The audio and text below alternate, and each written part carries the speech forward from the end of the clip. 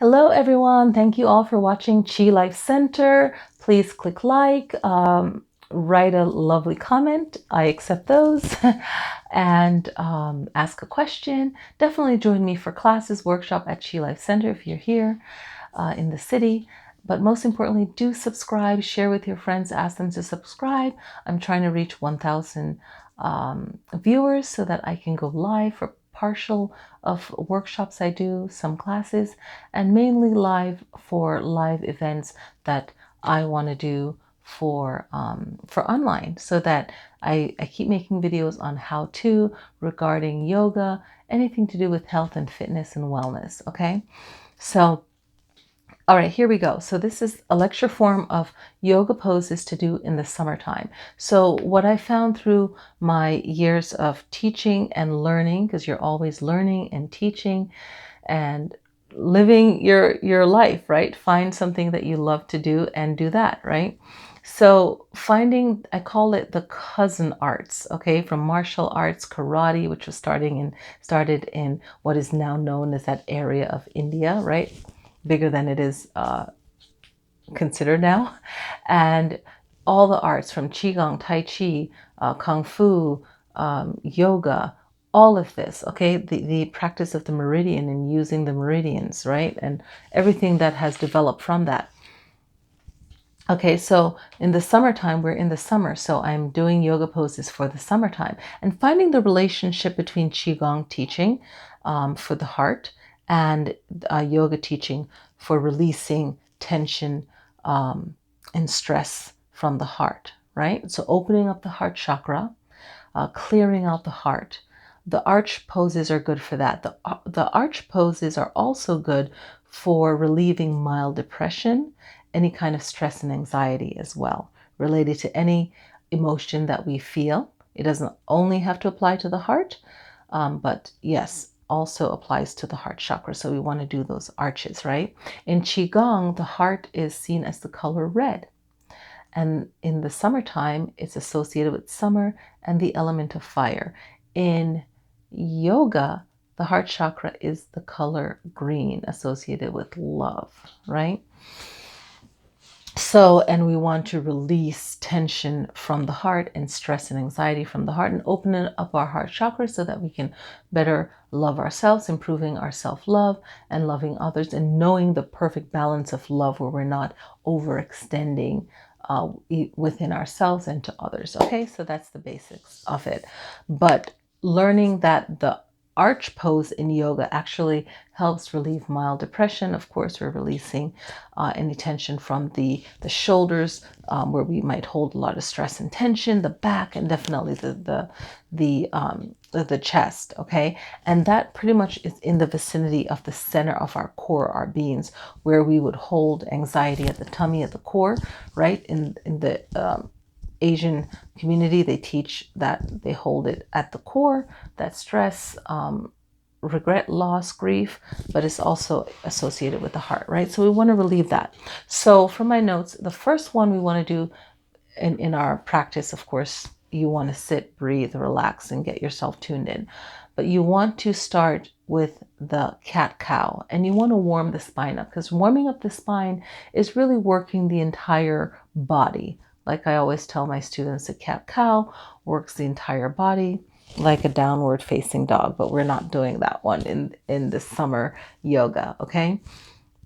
So for this summer yoga, we're starting off with our cat-cow, okay? Our cat-cow is going to warm up the spine so that energy can freely flow through the body.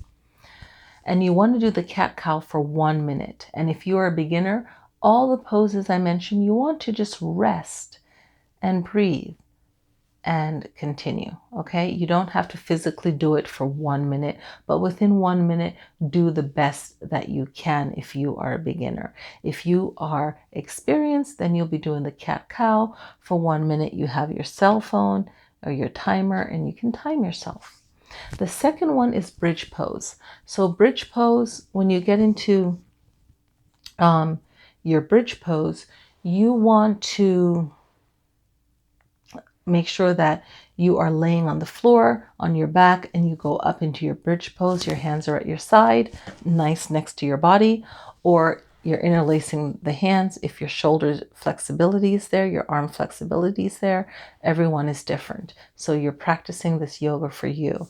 You're doing your bridge pose. Okay.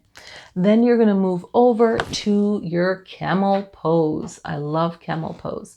Okay. So when you're in your camel pose, you want to make sure that you're taking it at a beginner level so that you are either extending one hand back to touch your heel, and then you take an inhale and exhale, keep breathing, maybe 2 breaths, bring it back if you're a beginner, and then extending the other opposite hand to touch your heel, taking a few breaths, breathing, okay? Or if you can put both hands back, then definitely bring both hands back to grab the heel or touch the heel and breathe from there, opening up the chest, okay? Then from there, it's not so much a yoga pose per se, but it's more of a stretch. So it is, but we're just taking it basic. You're seated in comfortable pose. Inhale, arch the chest. Exhale, relax. Inhale, arch the chest. Exhale, relax. And you just keep practicing that. Okay. Then next one, we're going to go into our Cobra pose or baby Cobra. So your forearms is to the floor. You're laying on your tummy. So you look up the pose so you can know what it is if you're not familiar with it. Okay. And you want to inhale. And then you just exhale, lowering your face to look at the floor. And then inhale, coming back up into Cobra pose. Then from there, you're in the same position. So you're just going to go into your upward facing dog. Inhale, coming up. The arms are now straight next to the body. Exhale, relax. And then you just keep doing that, okay, for 1 minute. Then for your bow pose, you can either extend both arms back because you're laying on your belly and grab your legs. If you're not that flexible, you just reach back and grab with one hand. Your other hand is pretty much holding your body up, nice and straight arm. And then you'll switch it out the same way, grabbing. Okay, so doing the bow. All right. Now, pigeon pose, you can do the traditional pigeon pose where one leg is bent in front, the other one is extended back. You're pretty much seated on the floor. Your hands are in front, nice and straight, palms touching the floor, and you're extending, looking all the way up and back. You can definitely do it that way. If you can grab the extended leg that's behind you, then definitely do that. Okay.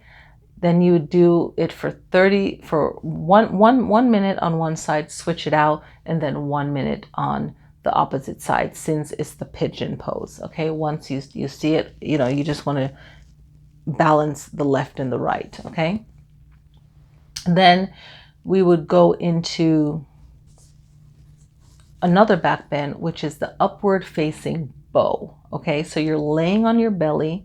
Okay, and do I want to say that? Yeah, I think we want to do that. Yes, we do. Okay, so for the upward facing bow, it's pretty much a back bend. So you're in a back bend, okay? So in your back bend, upward facing bow, you can use a bounce ball, okay, that they use in Pilates. You can use that if you're not good at doing a backwards bend. You can do flip the dog, a variation, if you know what that is. And to close it off, you can stand up, one hand on the wall for beginners. Okay, one hand just pushing forward to the wall, and do a dancer pose and grab one leg at a time. And then you're doing that for 1 minute if you can, or 30 seconds if you are a beginner. Take breaks. Try to do it for 1 minute. If you are a regular student, you will hold that dancer for 1 minute. If not, take breaks. And then switch to the opposite leg, dancer pose for 1 minute. Okay, taking breaks if you need to, but you can definitely use the wall for balance if you don't have your balance at all. Okay, so those are the pose that you would want to do for the summertime. Then have yourself a seat, and then closing out laying on your back, and then closing out with doing bridge pose again. I feel that that would be a nice one to just lay back, relax, laying down, nice and straight in your corpse pose, okay, or Shavasana pose, just laying down, and just take a few breaths, breathing, relaxing for 5 minutes if you can. If you really want to do it good, just take 5 minutes, 5 to 6 minutes breathing. Inhale through the nose, exhale through the nose. Each time you exhale, you're relaxing your body, okay? And that's your summer flow, okay, for your yoga practice. And your main focus is focusing on your heart chakra. And when you're doing all these poses, you're releasing any sadness of the heart. And if you watch my Center of the Earth meditation video that I just did, I'm trying to do a series of videos. I'm not trying to, I'm doing, okay? And I did, okay? So doing these series of videos that relate to each other, okay? So if you watch the Center of the Earth meditation, you'll know that when you're practicing this, you can just see all of that releasing into the earth, into the core of the earth, okay? So it's pulling from meditation from my Reiki students and from my EFT students and from any kind of practice where you're cleansing the body and just releasing that energy, okay? Very powerful, very good teachings, okay? So a very good visualization practice for people that are new to meditation as well, okay? So I have 2 meditation videos that you'll see up on the channel, which is Center of the Earth meditation, and the other one is Into the Universe meditation, both strongly for Reiki practitioners before they work on someone, or you know, even if you're practicing another practice where you're actually touching people or working with people or listening to people talk about their problems. You want to clear yourself every day, even before your day, and charge your body up. So back to our yoga. I feel like the Center of the Earth meditation would be great for you to just visualize releasing whatever it is from the heart chakra, okay? All right, so let's see. And you can even watch the EFT tapping for the summer just to get a visualization of the meridian flow for the heart and cleansing that as well. Okay, so that's a good thing just for a little information, for additional information if you're serious about your yoga practice. But you want to visualize that sadness, loss, and grief pulling from Qigong teaching, okay? And it really like brings it together like a yin and yang, because it's like the missing piece to putting together some, you know, a relic, if you will, right? So it's just all that knowledge that that you're putting the piece together, okay? So I want to thank you guys for watching, and I will see you guys next time. I love the sound of that. Good to clear the space. So thank you guys for watching. Don't forget to subscribe and click like so that, you know, others can see this video, and leave a nice comment. I take that. But most importantly, just subscribe and share it with your friends so that way I can go live. Yay! That would be great, so I can interact with people live. Okay? So thank you guys so much for watching. Namaste and Ashe.